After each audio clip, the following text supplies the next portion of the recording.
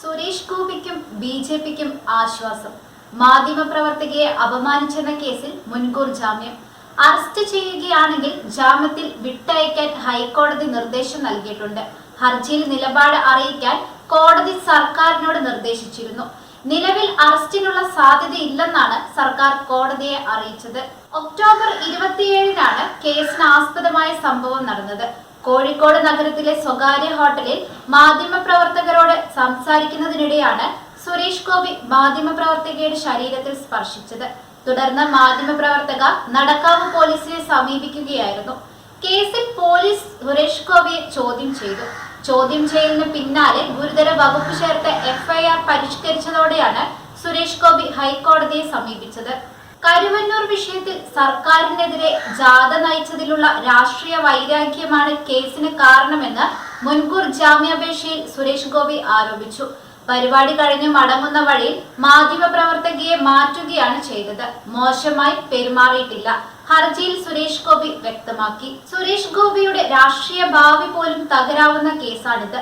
കേസിൽ ആദ്യം 354A-യും 14 എന്നീ ഉപവകുപ്പുകളുമാണ് ചേർത്തിരുന്നത്.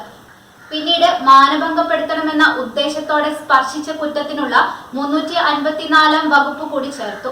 കുറ്റപത്രം സമർപ്പിച്ചത് ഈ വകുപ്പുകളെല്ലാം ഉൾപ്പെടുത്തിയാണ്. തുടർന്നാണ് മുൻകൂർ ജാമ്യത്തിനായി ഹൈക്കോടതിയെ സമീപിച്ചത്.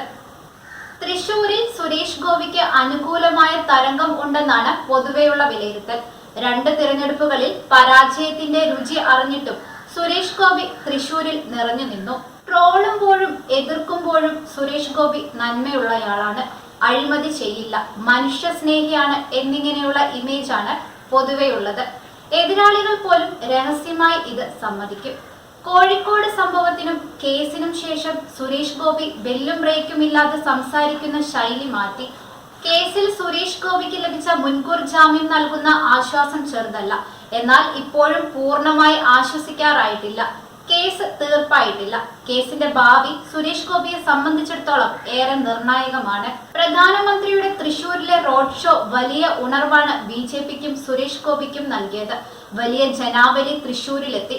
വെറും കാഴ്ചക്കാർ എന്ന് പറഞ്ഞ് തള്ളിക്കളയാനാവില്ല. അതിനിടെ പ്രധാനമന്ത്രി വീണ്ടും തൃശൂരിൽ എത്തിയേക്കും എന്ന വിവരമാണ് പുറത്തു വരുന്നത്. സുരേഷ് ഗോപിയുടെ മകളുടെ വിവാഹ ചടങ്ങിൽ പങ്കെടുക്കാൻ ജനുവരി 17-ന് ഗുരുവായൂരിൽ നരേന്ദ്രമോദി എത്തിയേക്കും. സുരക്ഷാ ക്രമീകരണങ്ങൾ സംബന്ധിച്ച് കേരള പോലീസിനോട് കേന്ദ്രം റിപ്പോർട്ട് തേടിയിട്ടുണ്ട്. ഗുരുവായൂർ ശ്രീകൃഷ്ണ കോളേജിലെ ഹെലിപാഡ് പോലീസ് പരിശോധിച്ചു. സുരക്ഷ സംബന്ധിച്ച് കേരള പോലീസ് കേന്ദ്രത്തിന് റിപ്പോർട്ട് നൽകും.